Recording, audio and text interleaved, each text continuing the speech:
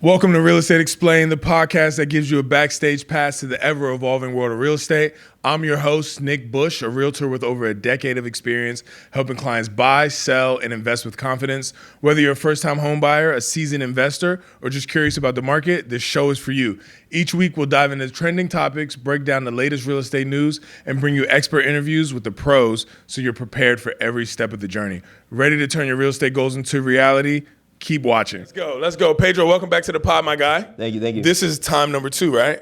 You came with... number 2, yeah. Yeah, the first time we didn't have this professional setup brought to us by Bronson and the CPV media team. It's much more improved. Thank you, bro. And so now you're back. We're going to actually get these clips out of these gems that you're going to drop. But for the people that didn't listen to the first episode, and you need to tell people like where to find you, especially because they want to leave you reviews on your Facebook.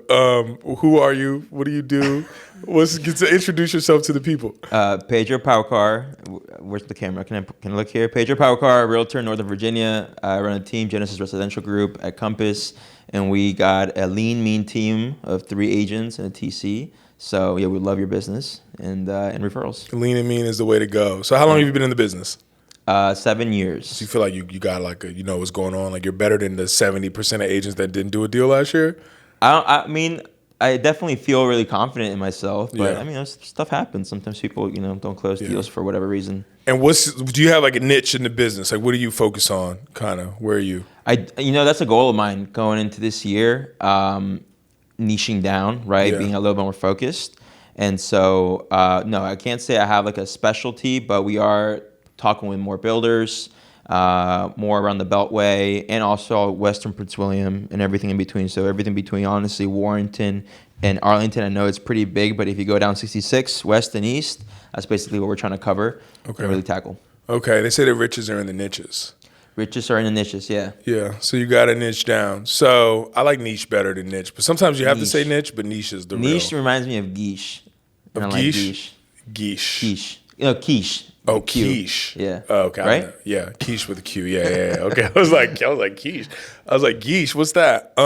Okay, so you have been doing a lot of builder business, but not necessarily the traditional Ryan Homes builder business. You've been kind of finding homes that can be built for an end buyer, right? We recently started developing relationships with builders, and so we're looking for potential teardowns. Yeah.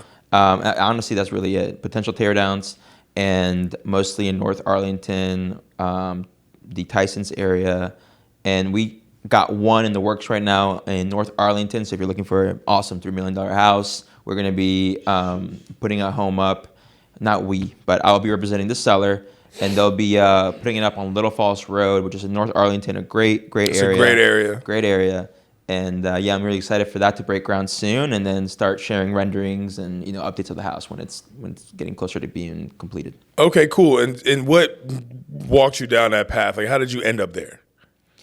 I knew I wanted to get into the luxury market more. I just didn't know how. And so it actually, I think, it first started off with intention and just having that in front of me and my juices flowing about like, okay, how can I get here?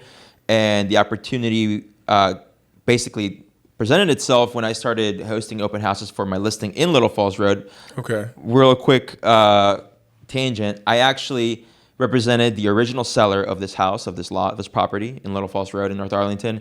And then the builder came and bought it, and I built a relationship with this builder, and now I'm representing the builder when they put it on the market. That's great. I'm looking for teardowns for that builder and a couple others as well. Was this the FSBO that you converted? No, this came in online. She came into my system. And it was really cool. Shout out to like CRMs. We put her in we called her a bunch of times. She didn't answer. Texted, didn't answer. And then we put her in a drip campaign. So email started going to her. And she called me out of the blue one day and said, "Thank you so much for keeping up with me and telling me about the homes they're selling in my area. Can you please help me sell my house?" That's great. And yeah, we went from there. Value add realtor, Pedro, that's great. All around. Yeah. Okay. Yeah. And so you did an open house, builder came in, bought it.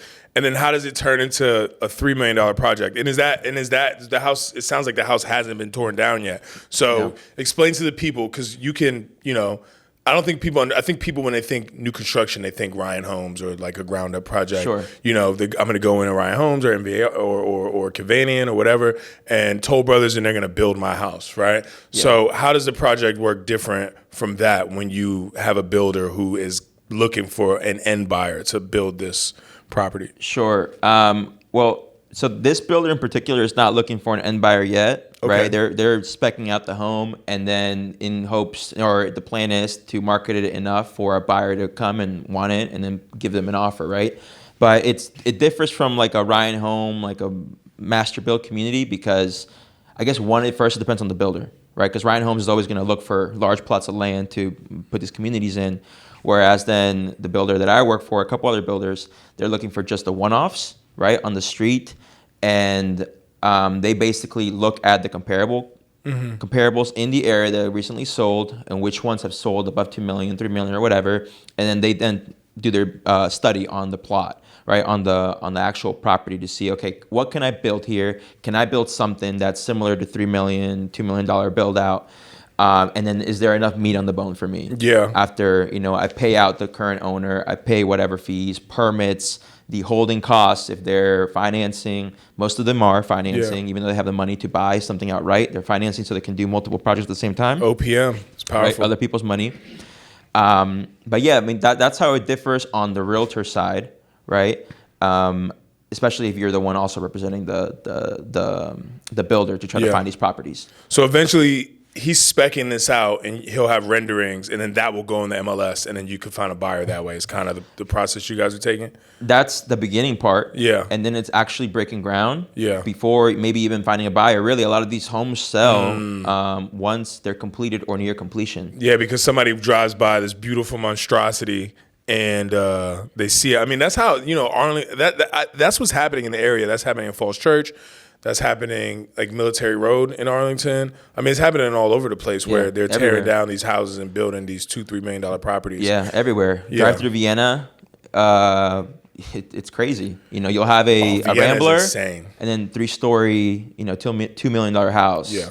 And it's just, that's how it is. Vienna's insane. It makes me think about in this area, like almost Fairfax County. A lot of Fairfax County is becoming, what we grew up with was just McLean, Great Falls, and Langley. I mean, obviously there's been big houses in Vienna forever, but I feel like they're building them everywhere now. Like I go to Falls Church, I'm on 50, like near Lomas Plaza, and there's just a bunch of Cape Cods that are like $600,000-$700,000, maybe even $5,000, depending on the condition. Right. And you drive around the corner on the next street, or on the same street sometimes, and there's a $1.8 million, modern, and it's like, oh, okay, this whole neighborhood is going to turn into this eventually because now that builder is here trying to do that, Yeah, it's happening all over Northern Virginia, to your point. Yeah. It's happening a lot more in areas around the Beltway, I believe. I may be completely wrong, but I think that's right. But it's obviously still happening. Like, for example, there's a house. I grew up in Centerville, and my in-laws, they still live in Centerville. Okay. Right? Anyways, so there's this home in the Westfield High School district around Stone Road, for anyone familiar. And they bought, I think, the rumor is that the owner is not a builder, but more so, that he won the lottery. Okay. And so he was like, that's the rumor. There, he won a lottery, and anyways, he bought this colonial home that was fine, and he tore it down, and he put like a $3 million beast on top of it. Which is what you do if you win the lottery. I guess. But anyways, like around the area, there's being more of new builds being built. I think that shouldn't have been built there, but yeah. So let me ask you a question. If you won the lottery, what would you do? Like real estate wise? If I won the lottery? Personally, what would you buy real estate personally if you won the lottery? Probably a lot more multifamily than single family homes. So you would invest. Okay, so we know you would invest, right? Let's go on that tangent. What would you do real estate wise personally if you won the lottery?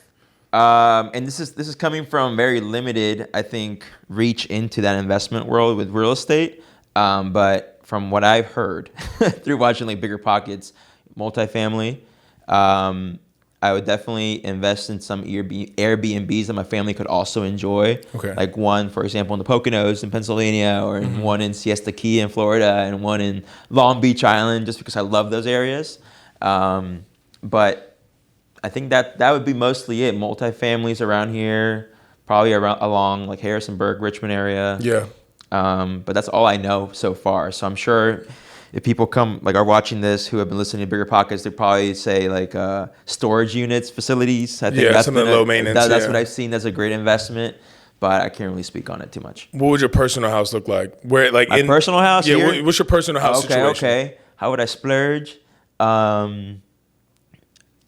Probably somewhere out in Western Prince William. We really love that area right now. Even though, like, if you asked me this 5 years ago, I would have been like, oh, home in Arlington or home in McLean or Great Falls. We really love how like much quieter it is out there in Western Prince William, like Bristow, Noakesville area, Warrenton area. Yeah. So I'd probably buy something with land, but still like within a community, somewhere where my kids could go out to a road and get over to a neighbor's house. Okay. That's a so you wouldn't you don't need 9 acres in the cut. You're like, I want to be in the neighborhood. No. I'm really big on just having amenities nearby. So some people would love that seclusion, but I'm really big on having amenities. I like that too. That's kind of the lifestyle I would live. And obviously with the kids, you need them in the neighborhood so they can really enjoy their life. My son right now, and stuff like that. Excuse me. My son right now goes outside and plays. He's like about a few 5, and we have a little island in front. We're kind of like in a cul-de-sac area.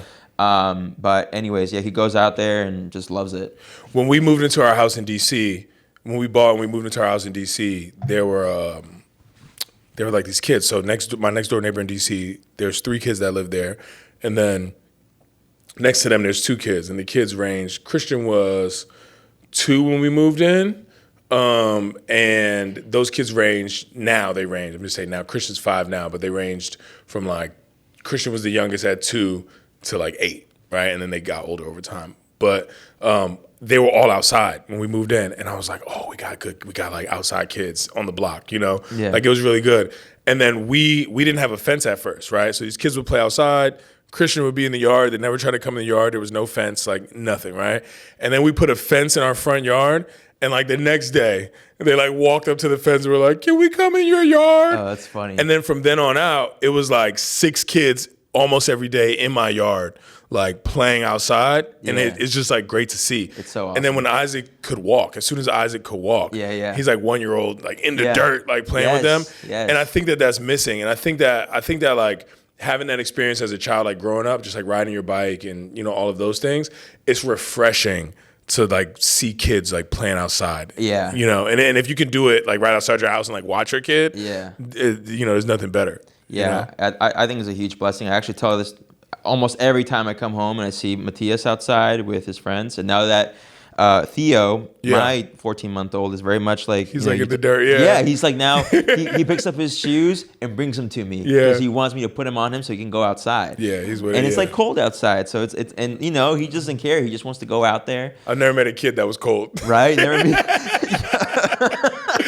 That's facts. Yeah, no, I love that. And when I really think that's nothing that's going to change. Yeah. We are going to upgrade, continue to upgrade, but you're going to stay in that area. We want to stay in like a neighborhood area. So I grew up in Annandale, and you grew up in Centerville. So for me, that's like way out. But actually, Centerville is like suburban heaven, right? Just shopping centers all on the left and the right. What's that road I'm thinking of? When you come off the little like from Fairfax and you're just like driving for miles. Maybe I'm thinking 29. about 20. Yeah, I guess 29. Yeah. Shopping center. We used to go to Buffalo Wing Factory down there back in the day. Yeah. Because you can get the $10. It's like on Thursdays you can get like 10 wings for like $10 or something. Something like that. So we used to hit it up. But you, Javier, like a few other people, you guys love this like Western Prince William area. Love it. Which was the sticks, which was basically like Loudoun County was the sticks. Now this is like coming up like that. Yeah. What about this Western Prince William area is like so dope? And like what are the cities that people need to be looking out for? So I live in Bristow, but right off 66, once you get to the Prince William, you're basically in Manassas. Actually, Manassas is first, and then Gainesville. Haymarket's right there, Bristow, where I'm at, that's Western Prince William. And I think people really enjoy living there. One is just a little bit further away from the noise, right? I tell Victoria all the time, my wife, I love being able to take a back road to Wegmans and see horses and see cows. So there's like horses out there. Cows. Oh yeah, so it's the sticks a little bit. Yeah. Okay. No, it's awesome. It's awesome. I really at least value that, and I know that my wife does as well, and just not having to be in traffic whenever we want to go to the grocery store or Target in Bristow, Braemar. Yeah, Braemar, right off of Linton Hall. Shout out, Braemar. Huh? You take the hill to Wegmans? Yeah. Yeah. That's why I shop at Mr. French. Is that where you live too? Do you live out there? I live out there. Yeah. Oh, okay. Country I boys. get my coffee at Mr. French. Shout out Mr. French, best coffee That's spot. like a specialty coffee shop? Yeah, they I'm not gonna describe their story because I really don't know it full. But what's really cool, fun story. I have a childhood friend, really good friend. Her name is Lizzie, and anyways, long story short, it's her sister's shop and her husband's, right? And so it's just kind of small world. It's really cool. Yeah, you should do a highlight video. Put Mr. French on. Yeah, no, for sure. Look at that. I'm on here giving Pedro business ideas. You know who recently did that? Shout out Guillermo. Okay. Salmon. He just recently did a video for Mr. French. He beat you to the punch, huh? He did, but good guy. Is someone beating you to the punch of real estate takeover in Prince William, Western Prince William County? Nah. Are you about to take the area? He doesn't have the vlog set up like you do. Not yet. Yeah, I need to get back into that. I'm about to get back into it. Yeah, but going back to Western Prince William, why it's so great. I love that. I love that how it just has a friendlier feel. And actually, no. Let me backtrack. I just think people are a bit slower, right? As in to go about their day, they're not as quick. Yeah. Right. Whereas if you're going around Arlington, people are really much head down focused. Still very very friendly people, but out when I'm shopping around in Bristow and Knoxville, it's kind of like. I'm with you. Yeah, there's different it's just a little bit warmer. People are greeting everybody. Everyone's more chill. Yeah, I laugh because I have a house in the city, and Pedro's like terrified of DC. Basically, he's like a true suburbanite. No, it's cool. He's like a true suburbanite. Like if he goes to the city, people are like, oh, there's traffic. Actually, the first time, it's funny to get this on camera again. I remember Pedro. So we went out to. It was your birthday, right? Yeah. Yeah, we went out to this spot in Costa's Rum Bar. Costa's Rum Bar, which is right next to the Ritz-Carlton. I used to work at the Ritz-Carlton, right? Yeah. And so I pull up, I find parking easy. I'm just like, I'm in the city, I find parking easy. These guys all parked in the garage, and they're paying like $40, $50. They're like, we can't find parking. And I'm like, I usually don't want to deal with it. And I'm like, parking is like outside. I'm across the street, guys. And also, what I realized in that situation is that like for people that are used to the burbs, walking 2 blocks. That means they didn't find parking.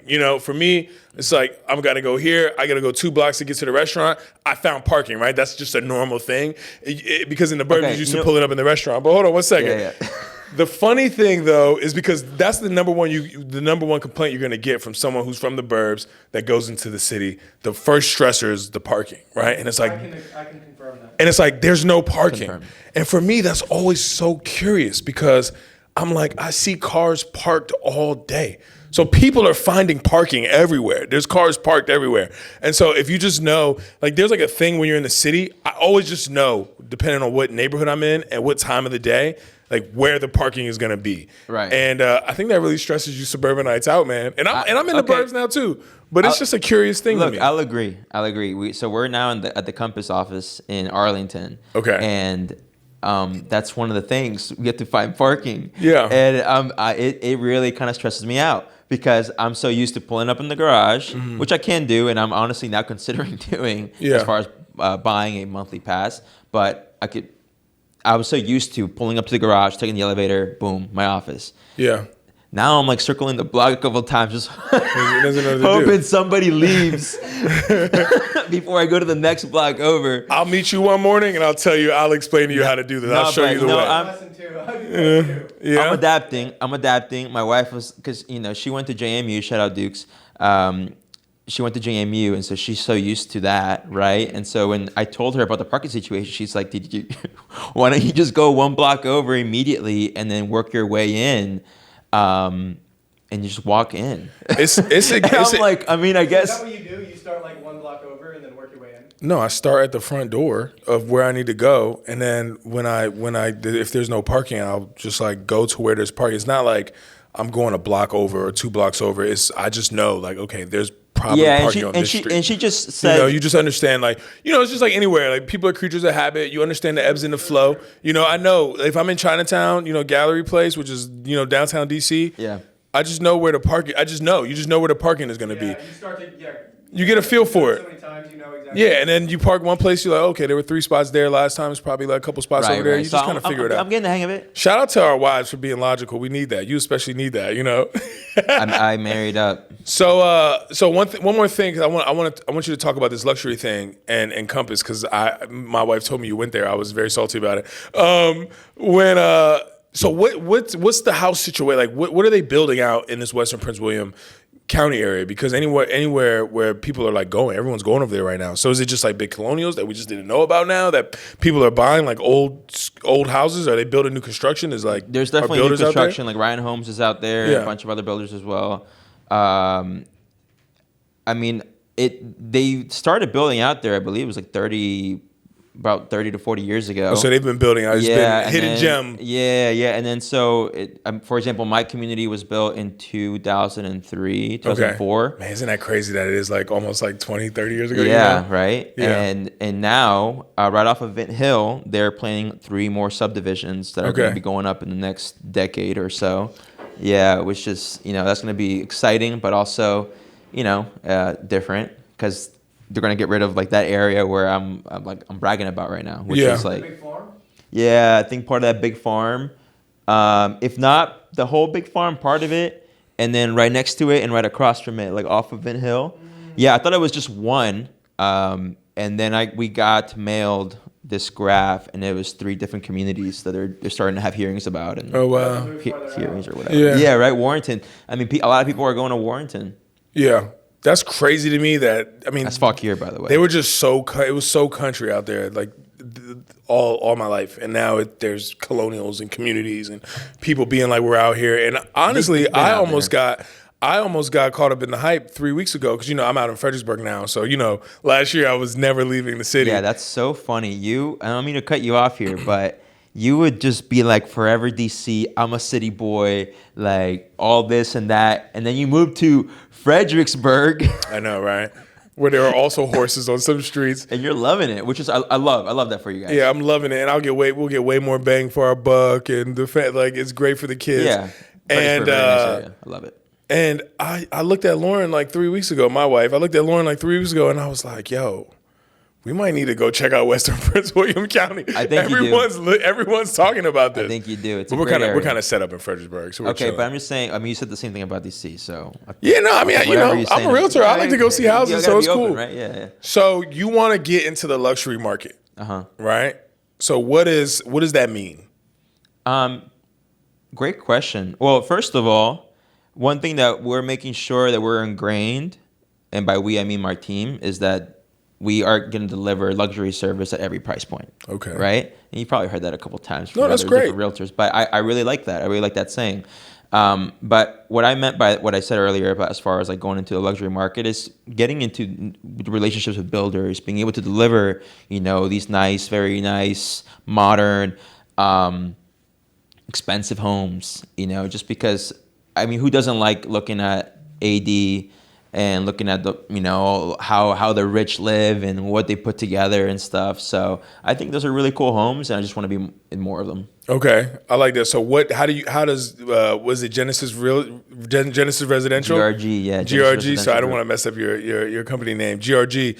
How do you define as the team leader, right, and the founder of that? How do you define luxury service? Being just white glove service, making sure that we are. I mean, you coming from Ritz-Carlton, right? You have experience there. I worked at Marriott International. Okay. And Marriott, and the hotel that I worked at was we dealt with a lot of the frequent flyers, like frequent stayers, right? So they always harped on us about how to make sure that we were super hospitable from the moment that someone was through the door. So just making sure that we were always answering their calls, always. If we saw somebody who was looking a little lost, we were just immediately there, assuming a need and fulfilling it, right? And if we bring that over to real estate, there's obviously, this is nothing new, but people who in teams who do this, I think have just great business because of their referrals, because of how they serve their clients and how they serve their referrals. Honestly, I was on my way over here. I was talking to a lender that I'm friends with, and I told her, I said, we're actually more in the service and education business than in sales. And then I would say, the other business we're in is marketing. Because we're sales, but we're also marketing, right? So it's cool to hear that you're thinking about it like that. That like, hey, and there's a lot of systems that that have to be kind of initiated into the business for that to be successful. And I know one of the things you did, you partnered with a contractor, right, to offer renovations up front that could be paid at closing. Yes, yeah, we did partner with a contractor last year. That's no longer a partnership that we decided that was going to be fruitful for us. Yeah. And so, or that gave our clients the type of service that they needed and that we wanted to portray. And so we've ended that. However, we still have our in-house service where we will fund a renovation up front. And that's not, I know with Compass Concierge, we can offer that, but we have it just through GRG, and where our client can pick the contractor that they want. We'll fund that renovation, and then we get paid at closing for that. My guy Pedro's bankroll is nice right now, That's good. I know an agent that does that too. He kind of funds, but there's a cap, there's a cap, and he does it, and he sometimes he has like 3 or 4 projects going on at the same time. And Compass Concierge is like a great tool, but also like being able to get the house ready for the client is a great service, but it also allows you to bring like an awesome product to the market that will actually sell faster and for more money. So right, yeah, for sure. But we know obviously we focus on the client and what is best for them. So you moved over to Compass recently. We did. We had this chat. This is not a Compass commercial, but we had this chat. Yes. And you just moved. I didn't even know. I was actually looking forward to seeing you today to flush that out some more. But what made you move over to Compass? Like, what value do you feel like you can deliver to your via the Compass platform? Or because of the Compass platform? I felt the reason why this move, I think, made sense, and just we aligned. Because I've been talking with Compass for 5 years now, just back and forth, once a year, twice a year. And this time, we clicked more. And I'll admit, I think it had a lot to do with like my personal life and I have 3 kids at home. So I just wanted to be able to lean on a brokerage a little bit more, with some local support, some in-person support. And I mean, that really is like, that was the genesis of it all, right? Like, hey, like how can I feel like I can lean on something instead of having my team lean on me and me trying to figure it out. Obviously, my team still leans on me, but I also can lean on a brokerage and their team and their staff. And so that was the big like, okay, let me think about this a little bit more. And then when I started thinking about our goal to be, to tackle some more luxury properties. That checked off. We saw that more and more the need to have an inventory in front of the client that was off market or at least exclusive. We saw that value add for sure, especially now that relationships with our buyers, we needed to make sure that we established that with paperwork in the beginning. And I'm referencing obviously to the NAR settlement that happened. The lawsuit that happened last year with National Association of Realtors. So just thinking of all those things, and also being able to lean on a brokerage that had a lot of the answers and systems built out for it, it just made a lot of sense for us. Yo, Compass, those are a lot of great reasons, and I'm glad to hear, my boy, that you thought that out. Very much so. I'm happy you're over there because it sounds like you made the right move. And that we're gonna clip that out. You just give it to the Compass and be like, "Here you go. Here's the commercial." You know. I got a call from, and I don't know if this is AI, but I got a call from what sounded like Robert Refkin. He calls when you come. Yeah. Home. Okay. No, so I was like, "What?" So I got a call, and I thought I was being punked. The CEO cares. I think that's a great thing to do, right? And anyway, so I got a call, and he asked me that question, like, "Hey, like, why did you decide to join us?" And that's basically what I told him, and we're very excited. We were very happy where we were with Real Brokerage. We're very excited to be at Compass, and we were excited to see how everything unfolds the next couple of years. I'm former Compass. Shout out to Compass. Is there anything that you think home buyers or sellers or investors need to know about the real estate market or real estate in general right now? I mean, each one, right, is a little bit different. It would be advice for different people, but For buyers, it's not really different, right? You want to, as far as like the advice that I'm gonna say right now is something that I've been preaching and you've been preaching. Every great realtor has been preaching that you start immediately by talking to your real estate agent or somebody who you think you're gonna work with, and your loan officer, so you can really map things out. Because when you try to do it all yourself, you're gonna have missing pieces of the puzzle that you may not even know about, right? You think you got it all figured out. So you definitely want to lean on professionals.